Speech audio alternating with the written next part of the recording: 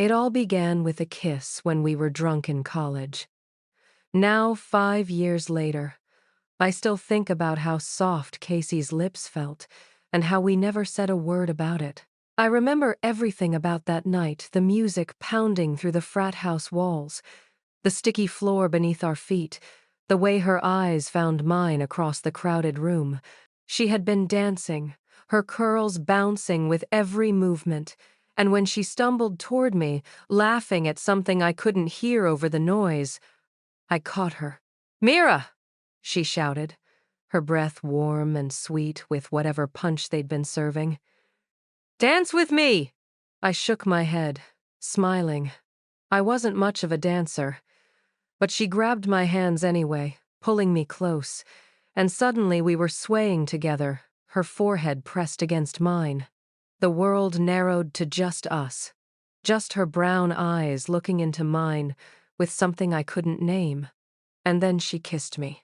It was soft, tentative, like a question. My heart stopped. Every nerve in my body came alive. I kissed her back, just for a moment, tasting cherry, chapstick, and possibility. But then someone bumped into us, breaking the spell, and Casey pulled away, laughing like nothing had happened. The next morning, she didn't remember. Or at least, she pretended not to. And I let her. I told myself it was just the alcohol, just a moment that meant nothing. But I knew the truth.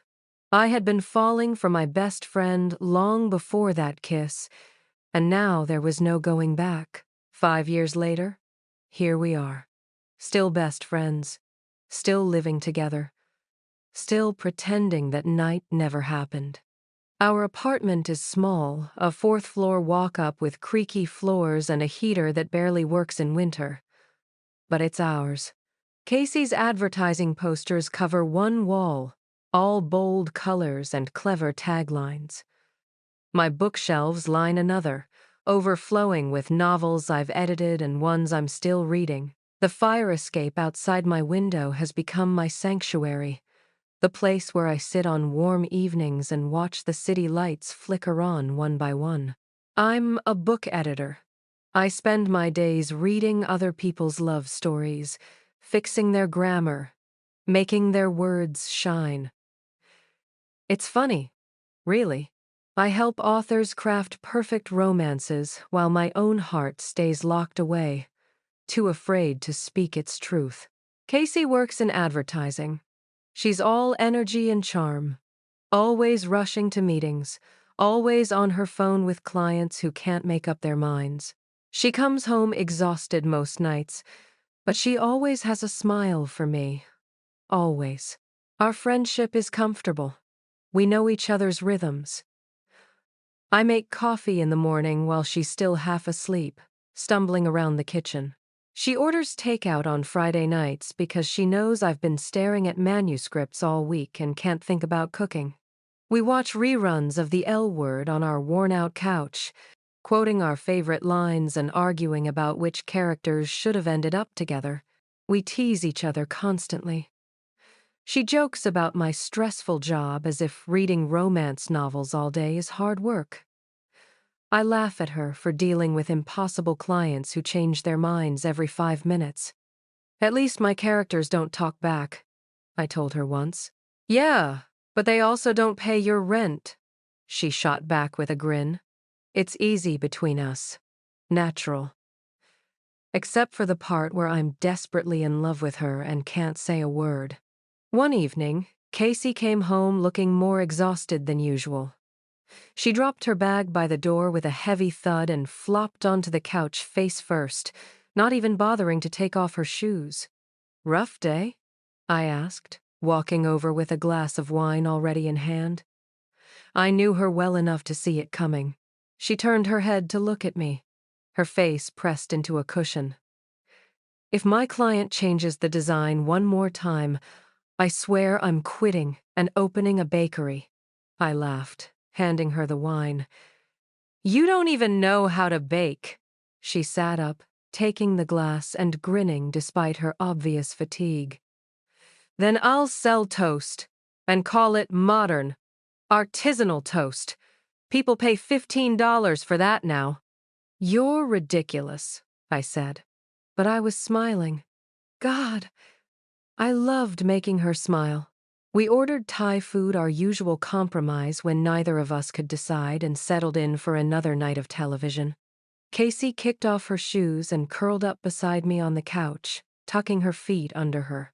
As the episode played, I felt her gradually relax, her body sinking deeper into the cushions, her breathing slowing. And then, so naturally it seemed like nothing at all, she rested her head on my shoulder. My heart stopped. Actually stopped. I sat perfectly still, afraid that any movement might break this moment, might make her pull away. Her hair smelled like her coconut shampoo, and I could feel the warmth of her breath against my neck. I looked down at her, really looked at her. The freckles scattered across her nose like constellations, the way her eyelashes fluttered as she drifted toward sleep. Her lips, slightly parted, soft and perfect. The same lips I'd kissed 5 years ago and never stopped thinking about. My hand moved on its own, gently brushing a curl behind her ear. She stirred slightly but didn't wake. I wish I could tell you, I whispered, so quietly I barely heard myself. I wish you knew how much I love you. But I couldn't tell her. I couldn't risk this. What if she didn't feel the same way? What if I ruined everything? What if I lost the one person who meant more to me than anyone else in the world? So I sat there, holding perfectly still, memorizing every detail of this moment while my heart ached with everything I couldn't say. Eventually, she fell fully asleep, her weight comfortable against me. I stayed awake long into the night, the television playing scenes I didn't watch, my mind racing with all the what-ifs and maybes that haunted me every single day. When morning came, we woke up tangled together on the couch. My neck was stiff, my legs numb from not moving, but none of that mattered compared to the feeling of her arm draped across my waist, her face inches from mine. Her eyes opened slowly, and for one perfect second, she just looked at me. Really looked at me. There was something in her expression soft, wondering, almost tender. My breath caught, but then reality seemed to crash back in. She blinked, sat up quickly, and stretched her arms above her head, yawning loudly. God, my back, she groaned, rolling her shoulders. We really need to stop falling asleep on this couch. Yeah, I managed, my voice rough with sleep and disappointment. Probably. She jumped up, already moving toward the kitchen. I'll make coffee, she called out. And then she was singing loudly and completely off-key some pop song I didn't recognize. I sat there for a moment, trying to push down the ache in my chest. This was how it always went. We'd have these moments, these almost moments, and then she'd pull away, act like nothing happened, like we were just friends doing normal friend things. Maybe that's all we were to her. Maybe I was reading into everything, seeing signs that weren't there, building castles out of sand that would wash away with the next wave. I went to my room and opened my laptop, staring at the manuscript I was supposed to be editing. It was a romance, of course. Everything I touched was romance. This one was about 2 women, best friends since childhood, who finally admitted their feelings for each other after years of dancing around the truth. I read the same paragraph 3 times without absorbing a single word. The main character was afraid of losing her best friend, afraid of taking the risk, afraid of everything I felt every single day. This is too real, I muttered, closing the laptop. I couldn't work on this today. I couldn't read about someone else's happy ending when my own story felt stuck in the middle, going nowhere. I heard Casey humming in the kitchen, the clink of mugs, the smell of coffee drifting through the apartment. Normal. Everything was so beautifully, painfully normal. That afternoon, Casey burst into my room with the kind of excited energy that meant she'd either gotten a huge promotion or found a really good sale online. "Guess what I got?" she said, waving 2 small envelopes in the air. I looked up from my phone. "What?" "Tickets," she grinned, bouncing on her toes like a kid on Christmas morning. "To that rooftop jazz bar you love? Tonight." My eyebrows shot up. The rooftop bar was expensive, the kind of place we only talked about going to for special occasions that never quite materialized. "How did you—" "Work thing," she said quickly. "My client gave them to me as a thank you, and I immediately thought of you because I know you've been dying to go." My heart did that stupid fluttery thing it always did when she thought of me. "Casey, that's— wow. Thank you." She sat on the edge of my bed, her smile softening. "You deserve a nice night out. You've been working so hard on that manuscript." "So have you," I pointed out, "with your impossible clients." "Exactly. So we both deserve this." She paused, then added, "It'll be fun. Just the 2 of us." I raised an eyebrow. "You mean that place that's literally known for being romantic? The date kind of place?" Casey rolled her eyes, but I caught something flickering across her face. Was it nervousness? "It's not a date. We're just 2 friends, eating good food and listening to music, like always." "Right," I said, trying to ignore the disappointment settling in my stomach. "Like always." But when she looked at me, there was something different in her eyes, something soft and unreadable, something that made me wonder if maybe, just maybe, she felt it too. "Wear that black dress," she said as she stood up. "The one you never wear because you say you have nowhere fancy to go.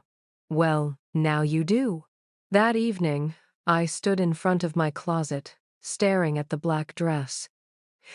It had been an impulse purchase a year ago, something I bought because it made me feel beautiful even though I had no occasion to wear it. The fabric was soft, the cut elegant, and when I tried it on, I barely recognized myself. I looked pretty, actually pretty. The dress hugged my curves in all the right places, and for once, I didn't feel like the girl who hid behind oversized sweaters and comfortable jeans. I felt like someone who could be loved, someone who could be wanted. I did my makeup carefully, nothing too dramatic, just enough to bring out my eyes, a bit of lipstick that made me feel bold. When I walked out of my room, Casey was already waiting in the living room. And then she turned around. She was wearing a navy button-up shirt, the one I'd always secretly loved on her, tucked into fitted black pants. Her curls were loose around her shoulders, and she'd put on just a touch of eyeliner that made her eyes impossibly darker, more intense. "Wow," she breathed, looking at me. "Mira, you look—" "You too," I managed, my mouth suddenly dry. "You look beautiful." We stood there for a moment, just looking at each other, and the air between us felt charged with something electric, something dangerous. Then she smiled, breaking the spell. "Ready?" "Ready," I said, even though I wasn't sure what I was supposed to be ready for. The rooftop bar was everything I'd imagined and more. Golden lights were strung across the space, creating a warm glow against the darkening sky. The city stretched out below us, a sea of twinkling lights and distant sounds. A jazz quartet played on a small stage, soft, smooth music that made everything feel like a dream. We sat at a small table near the edge, close enough to see the city but private enough to feel like we were in our own world. The waiter brought us drinks, something fruity and pink, that tasted like summer, and we sipped them slowly, watching the lights flicker on across the skyline. "This is incredible," I said, unable to keep the wonder out of my voice. Casey smiled, but she was watching me instead of the view. "Yeah, it really is." We talked about everything and nothing. Work stories and funny memories. That time in college when we accidentally locked ourselves out of our dorm room in our pajamas. The terrible apartment we'd looked at before finding our current one. The one with carpets that smelled like wet dog. But beneath all the easy conversation, I could feel something building, something unspoken. Every time our eyes met, I felt it, that pull, that question hanging in the air between us. The music shifted, becoming slower, more intimate. Couples around us were swaying together, lost in their own worlds. Casey took a sip of her drink, then looked at me with an expression I couldn't quite read. "Do you ever think about how different things would be if we hadn't lived together?" she asked quietly. My heart skipped. What kind of question was that? "What do you mean?" She shrugged, but there was tension in her shoulders. "I don't know. Like, would we still be this close? Or would we have drifted apart after college, like most people do?" I wanted to say so many things. I wanted to tell her that I couldn't imagine my life without her. That every morning when I woke up and heard her singing in the kitchen, my day felt complete. The thought of losing her terrified me more than anything else in the world. Instead, I reached across the table and gently tucked a curl behind her ear, my fingers lingering against her cheek for just a moment longer than necessary. She leaned into my touch, her eyes closing briefly. When she opened them again, her face was so close to mine that I could count every freckle, see every fleck of gold in her brown eyes. I thought she might kiss me. God, I wanted her to kiss me. My heart was pounding so hard I was sure she could hear it. The world seemed to hold its breath, waiting. But then the music stopped. The spell broke. The moment slipped away like water through my fingers. Casey pulled back, clearing her throat. "We should probably head home. Early day tomorrow." "Right," I said, trying to hide my disappointment. "Yeah, of course." The ride home was quiet. We sat in the back of the cab, the city lights streaming past the windows, neither of us saying much. But our hands rested on the seat between us, our pinkies almost touching. Almost. Back at the apartment, the air felt different. Heavy, charged with all the things we weren't saying. I stood by the window in the living room, looking out at the city, trying to calm my racing heart. I heard Casey come up behind me. I could feel her presence, warm and close. "Mira," she said softly. "Are you okay?" I took a deep breath. This was it. I couldn't keep doing this. I couldn't keep pretending. I couldn't keep loving her in silence, while my heart broke a little more each day. "No," I said, turning to face her. "I need to say something." Her eyes widened slightly. "What is it?" The words I'd been holding back for 5 years pressed against my chest, desperate to escape. This could ruin everything. This could destroy the most important relationship in my life. But staying silent was killing me slowly, and I couldn't do it anymore. "I love you, Casey," I said, my voice shaking but clear. "I've loved you for years, not as a friend. I'm in love with you." Casey stood frozen, her eyes wide, her lips parted in surprise. She didn't say anything. She just stared at me like I'd spoken in a language she didn't understand. The silence stretched between us, terrible and endless. My heart was pounding so hard it hurt. What had I done? What had I just done? "Do you remember that night in college?" I continued, unable to stop now that I'd started. "At that party?" We kissed. She nodded slowly, still not speaking. You were drunk. I thought you forgot. Everyone always said you wouldn't remember, and you never mentioned it, so I took a shaky breath. But I never forgot, Casey. I've never stopped thinking about it. About you. More silence. I could feel tears building behind my eyes, but I refused to let them fall. Not yet. Say something, I whispered. Please. Casey blinked, and I saw her chest rise and fall with a deep breath. When she finally spoke, her voice was barely audible. I didn't forget. My world tilted. What? That kiss, she said, her eyes finding mine. I didn't forget. I was drunk. Yeah, but not that drunk. I remember everything. She took a step closer. I remember how scared I was the next morning. How I pretended not to remember because I thought you regretted it. I thought if I brought it up, I'd lose you. Casey, I wanted you to kiss me back, she said. And now there were tears in her eyes, too. I've wanted so many things I was too afraid to ask for. The space between us felt like miles and inches at the same time. Neither of us moved. We just stood there, looking at each other.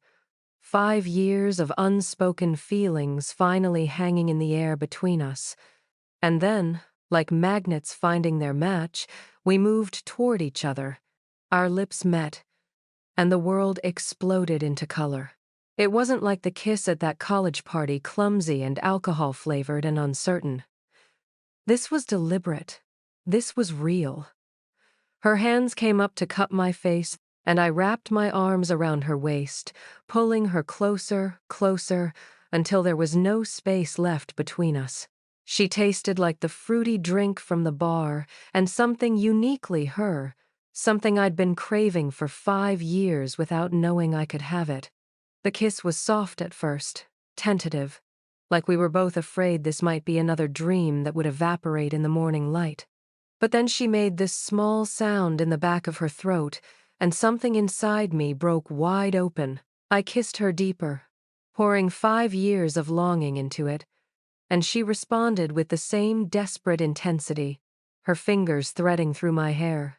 When we finally pulled apart, breathless and dizzy, she rested her forehead against mine. I can't believe we waited this long, she whispered. I was so scared, I admitted, my voice shaking. I was so scared of losing you. You could never lose me, she said, and kissed me again, softer this time, sweeter. Never.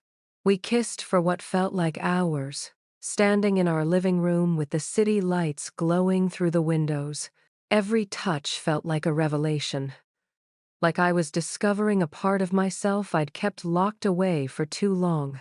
Her hands on my waist, my fingers tracing the line of her jaw, the way she smiled against my lips, it all felt like coming home.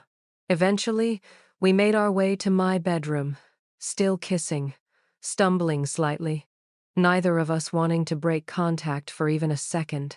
We fell onto my bed in a tangle of limbs and laughter, and she looked down at me with such tenderness that I felt tears prick my eyes again. Are you sure? She asked softly, brushing my hair back from my face. I've never been more sure of anything, I said. We made love slowly, gently, taking our time to learn each other in this new way. Every touch was careful, reverent, like we were both aware of how precious this moment was. I memorized the feeling of her skin against mine, the sound of her breathing, the way she whispered my name like it was something sacred. Afterward, we lay tangled together, her head on my chest, my fingers tracing lazy patterns on her shoulder. I could hear the city outside, distant sirens, car horns, the endless hum of life, but in here, in this moment, everything was quiet and perfect. What are you thinking? Casey asked, her voice drowsy. That I don't want this to end, I admitted. That I'm terrified I'll wake up tomorrow and this will have been a dream. She lifted her head to look at me, her eyes serious. "This is real, Mira. I'm real. We're real." "I know," I said, but the fear was still there, coiled in my chest like a snake. I've wanted this for so long that it doesn't feel possible." She kissed me softly. "Get used to it, because I'm not going anywhere." I fell asleep with her in my arms, feeling safer and happier than I'd ever felt in my life. When morning came, sunlight spilled through my windows, warm and golden. I woke slowly, disoriented for a moment, and then I felt it. Casey's arm draped across my waist, her breath soft against my neck, her body warm and solid beside me. It hadn't been a dream. I stayed perfectly still, afraid to move, afraid to do anything that might disturb this perfect moment. I watched her sleep, studying every detail of her face in the morning light, the way her eyelashes cast shadows on her cheeks, the small scar above her eyebrow from when she fell off her bike in middle school, the peaceful expression that made her look younger, softer. This was my person. The person I loved more than anyone else in the world. And somehow, impossibly, she loved me back. Her eyes fluttered open, and when she saw me watching her, she smiled, slow and sleepy and absolutely beautiful. "Hi," she whispered. "Hi," I whispered back. "So last night really happened," she said, and I could hear the wonder in her voice. "It really happened." She shifted closer, if that was even possible, and kissed me softly. "Good morning," I said, and kissed her back, marveling at the fact that I could just do that now. I could kiss her whenever I wanted. We lay there for a while, not talking, just existing in this new reality we'd created. But eventually, Casey propped herself up on one elbow, looking down at me with an expression that was both nervous and hopeful. "So," she said, "what does this mean? For us?" My heart clenched. This was the conversation I'd been dreading and anticipating in equal measure. "What do you want it to mean?" "I asked you first," she said, but she was smiling. I took a breath, gathering my courage. "I don't want this to be a one-time thing. I want to be with you. Actually be with you. I want to figure this out together." Her smile widened, relief washing over her face. "Yeah?" "Yeah," I said firmly. "If that's what you want too. Mira, I've wanted this since college. Maybe even before that, if I'm being honest with myself." She cupped my face in her hand. "I want everything with you. All of it." "Then, I guess we're doing this," I said, feeling giddy and terrified and exhilarated all at once. "I guess we are." She grinned. "Does this mean I get to take you on a real date? Not just a best friend hangout disguised as a date?" I laughed. "I think that's exactly what it means." She kissed me again, deeper this time, and I felt myself melting into it, into her, into this new chapter of our lives that was just beginning. That evening, Casey took me to a cozy Italian restaurant in the West Village. It was small and intimate, with candles on every table and soft music playing in the background. We sat across from each other, but Casey reached across the table and took my hand, threading our fingers together. "Is this weird?" I asked. "Being here like this?" "A little," she admitted. "But good weird, right?" "Definitely good weird," I agreed. We ordered wine and pasta, and we talked the way we always did, easy and comfortable, but now there was an added layer of intimacy to everything. The way she looked at me, the way she ran her thumb over my knuckles, the way she smiled when I laughed at one of her terrible puns. When dessert came, a slice of tiramisu we'd decided to share. Casey fed me the first bite, and I felt my cheeks heat up.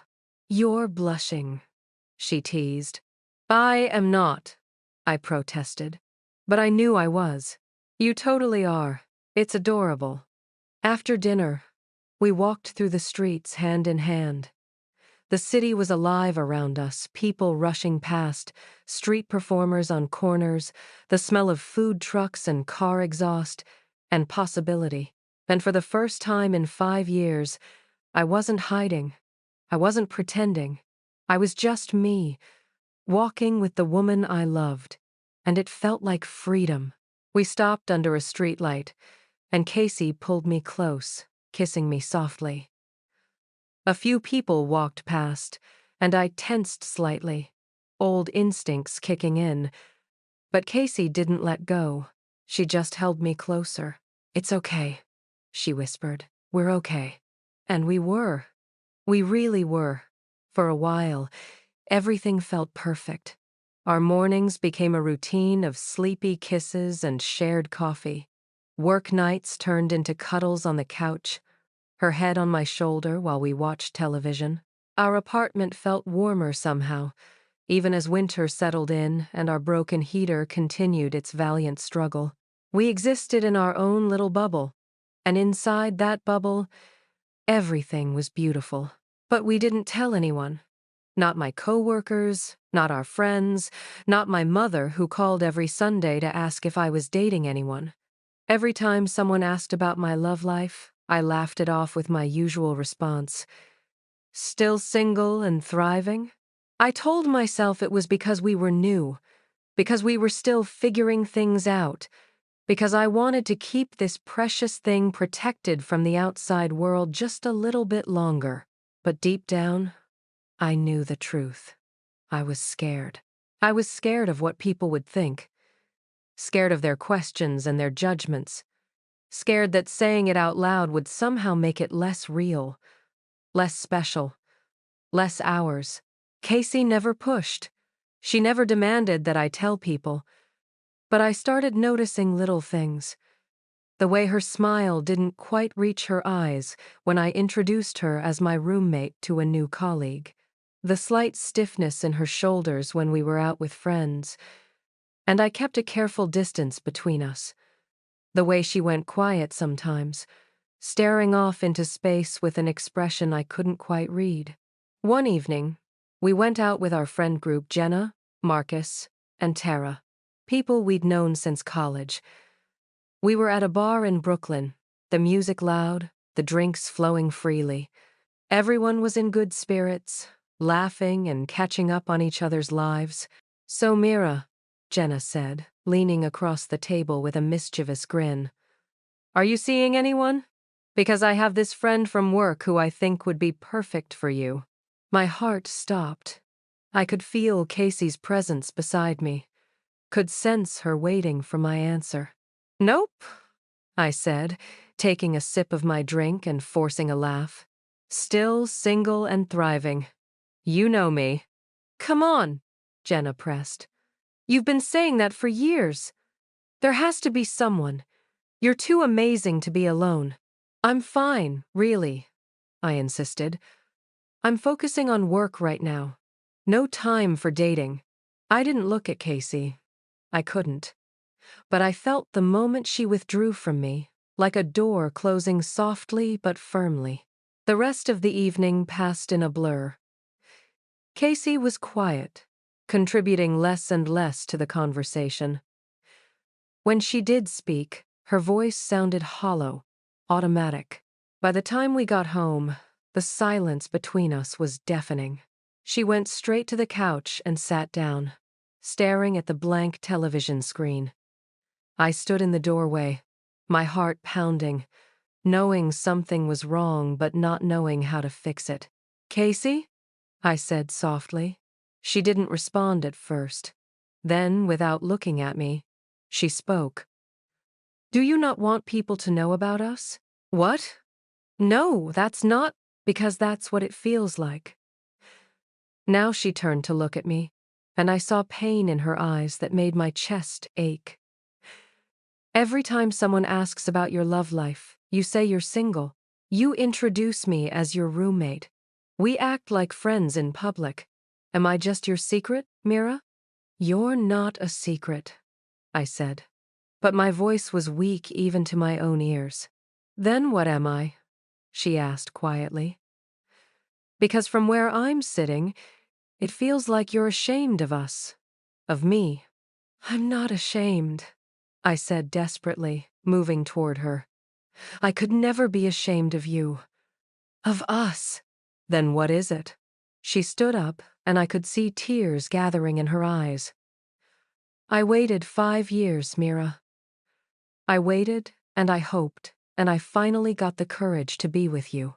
And now it feels like you're the one hiding. I'm scared, I admitted, my own tears starting to fall. I'm scared of what people will think. I'm scared of their questions and their judgments. I'm scared that if we tell everyone, somehow it'll change things between us. This is the biggest risk I've ever taken, Casey. The biggest thing I've ever done. And I need time. She looked at me for a long moment, and I could see the war happening behind her eyes. Finally, she spoke, her voice shaking. I already jumped for you, Mira. I already took the risk. I already put my heart on the line. And I'll wait for you. I will. But please. Her voice broke. Please, don't take too long. Because I can't keep being your secret forever. She walked past me toward the bedroom, her bedroom, the one she'd barely slept in since we got together, and closed the door softly behind her. I stood alone in the living room, tears streaming down my face, feeling like I'd just destroyed the best thing in my life. The next few days were agony. Casey still kissed me good morning, still sat with me on the couch at night, still held my hand when we were alone in our apartment. But something had shifted. There was a distance between us now, a carefulness in the way she touched me, like she was protecting herself from getting hurt again. I hated it. I hated what I'd done to us, hated the fear that kept me paralyzed, hated myself for not being brave enough. I sat at my desk one afternoon, supposedly editing a manuscript, but really just staring at the screen without seeing it. The story was about 2 women finding love against all odds, fighting for their relationship despite the obstacles in their way. They were brave. They were fearless. They were everything I wasn't. I thought about Casey's words. I already jumped for you. She had jumped. She'd been brave enough to admit her feelings, to risk our friendship, to put everything on the line. And what had I done? I'd jumped too, yes, but only halfway, only in private, only where it was safe. That wasn't fair to her. That wasn't fair to us. I closed my laptop and picked up my phone. My hands were shaking as I pulled up my mother's contact. She called every Sunday like clockwork, always asking the same questions. How's work? Are you eating enough? Are you dating anyone nice? And every Sunday, I gave her the same answers. Work's fine. Yes, Mom. No, Mom. Still single.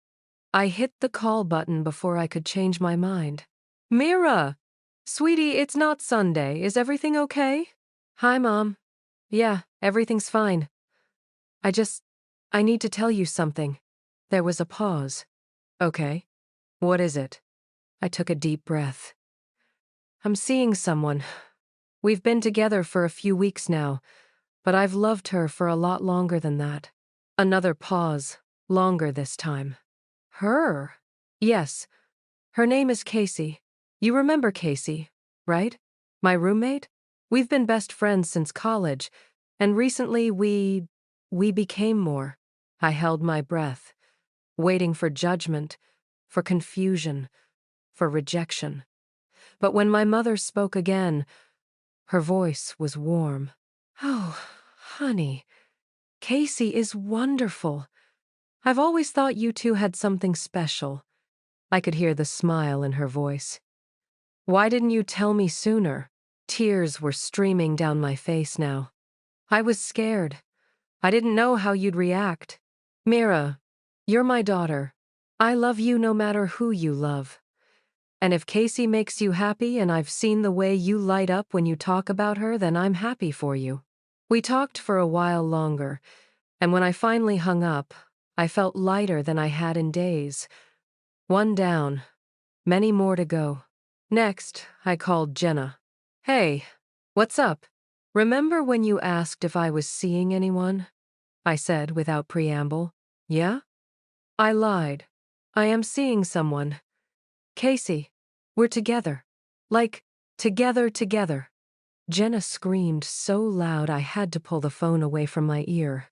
Oh my God, I knew it! I've been saying for years that you two were perfect for each other. Marcus owes me $20. I laughed despite my tears. You bet on us? Girl, everyone bet on you two. It was the world's most obvious, unspoken romance. She paused. Why did you lie, though? At the bar? I was scared, I admitted.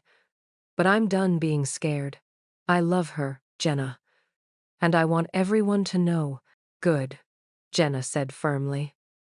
Because you two deserve to be happy. Out loud. I called Marcus and Tara after that. Each conversation getting easier. Each person reacting with some version of, finally, or we knew it. By the time I was done, it was evening, and Casey still wasn't home from work. I had one more thing to do. I ran to the grocery store and bought ingredients for pancakes, Casey's favorite breakfast food. Then I stopped by the florist and bought a bouquet of sunflowers, her favorite flowers. Back at the apartment, I lit candles around the living room and put on soft music. I changed into the red dress I'd worn on our first real date. When Casey finally came home, tired and worn from another long day, she stopped in the doorway, staring at the scene before her. "What's all this?" she asked carefully. I walked over to her, taking her hands in mine. I told my mom. I told Jenna, Marcus, Tara. I told everyone about us. Her eyes widened. You did? I was terrified, I admitted. But not as terrified as losing you. Not as terrified as watching the light fade from your eyes every time I pretended we were just friends. I cupped her face in my hands. I love you, Casey. I want everyone to know. I want to hold your hand in public and introduce you as my girlfriend and post silly pictures of us together. I want everything with you, and I'm sorry it took me so long to be brave enough to say that. Tears were streaming down her face now. Only if you promise me this is forever. It already is, I said, and I meant it with every fiber of my being. It always has been. From that first kiss 5 years ago, from that boring lecture where we met, from every moment we've shared since then. It's always been you, Casey. Always. She pulled me into a kiss that tasted like tears and relief and joy all mixed together. When we finally pulled apart, she was smiling, really smiling, the way that made her whole face light up. I love you, she said. God, Mira, I love you so much. I love you too, I said. And I'm going to spend every day making sure you know it. We held each other for a long time, swaying slightly to the music, the candles flickering around us, our future stretching out before us bright and full of possibility. From that day forward, everything changed. We held hands walking down the street. We kissed goodbye on subway platforms. We posted pictures together on social media. Casey's arm around my waist, my head on her shoulder, both of us grinning like idiots. Our friends threw us a little celebration dinner, toasting to the world's most obvious couple finally getting their act together. Jenna even made Marcus pay up on their bet, which made everyone laugh. My mother called Casey directly to tell her she'd always thought of her as family and was thrilled to make it official. Casey cried during that phone call, and I held her afterward, reminded once again of how lucky I was to have her. But it wasn't all perfect. Love never is, and ours was no exception. One night, Casey's phone lit up with a text notification while we were watching a movie. I glanced at it reflexively and saw a name I didn't recognize. Maya. "Who's Maya?" I asked, trying to keep my voice casual. Casey looked at the phone, then quickly away. "My ex. From before I moved in with you. I don't know why she's texting me now." "What did she say?" "I don't know. I didn't read it." She looked at me seriously. "And I don't plan to. You're all I want, Mira." I nodded, trying to push down the jealousy that had flared up unbidden. Okay, but the doubt lingered. What if Maya wanted Casey back? What if she was better for Casey than I was? What if I wasn't enough? A few days later, Casey had a particularly rough day at work. A major client had rejected everything she'd presented, and her boss had implied it was her fault. She came home exhausted and irritable, barely speaking during dinner. "How was your day?" I asked, trying to fill the uncomfortable silence. "Fine," she said shortly. "Do you want to talk about—" "I really don't want to talk right now, okay?" she snapped. I flinched. She'd never spoken to me like that before. I stood up, suddenly feeling like I was suffocating. "Fine. I'll give you some space." I went to my room and closed the door, sitting on my bed with tears burning my eyes. Was this how it started? The arguments, the distance, the slow dissolution of everything we'd built? A few minutes later, there was a soft knock on my door. "Mira?" Casey's voice was quiet, apologetic. "Can I come in?" "It's open," I said. She entered slowly and sat beside me on the bed. "I'm so sorry. I didn't mean to snap at you. I had a terrible day, and I took it out on you, and that wasn't fair." "It's okay," I said, but my voice was small. "No, it's not." She took my hand. "You didn't deserve that. I was frustrated and tired, but that's no excuse for treating you badly." I looked at her, and suddenly all my fears came tumbling out. "I don't know how to do this, Casey. What if I mess it up? What if I'm not good enough at being in a relationship? What if we're better as friends than as girlfriends? We both will mess up," she said gently. "Neither of us has done this before, not with each other, not like this. We're going to have bad days. We're going to argue. We're going to hurt each other sometimes without meaning to." She squeezed my hand. "But we'll learn. Together. We'll figure it out." "I'm scared," I whispered. "I am too," she admitted. "But loving you feels right, Mira. Even when everything else feels wrong. Even when I'm having the worst day. Coming home to you feels right. And that's enough for me." I leaned into her, and she wrapped her arms around me, holding me tight. We sat like that for a long time, letting the fear and doubt wash over us, and then recede, leaving only the solid truth of what we had. "We're going to be okay," she whispered into my hair. "Yeah," I said, finally believing it. "We are." Spring arrived slowly, transforming the city from gray and cold to green and blooming. Flowers appeared in window boxes, people shed their heavy coats, and the whole world seemed to wake up and stretch toward the sun. Our friends decided to throw a party to celebrate officially celebrating our relationship, though Jenna insisted it was really just an excuse to day drink and eat too much food. She wasn't wrong. We gathered on a friend's rooftop, the same rooftop where Casey and I had our first almost moment. There was music and laughter and too much wine, and everyone kept toasting to us until Casey and I were both blushing and laughing and thoroughly embarrassed. "To Mira and Casey," Jenna said, raising her glass high. "Proof that sometimes the best love stories start with friendship. And also proof that Marcus can't read obvious romantic tension to save his life. Everyone laughed and clinked glasses. I looked at Casey, and she looked back at me, her eyes full of love and happiness, and everything I'd been too afraid to hope for just months ago. That evening, as the sun began to set and the party wound down, Casey and I found ourselves alone on the rooftop.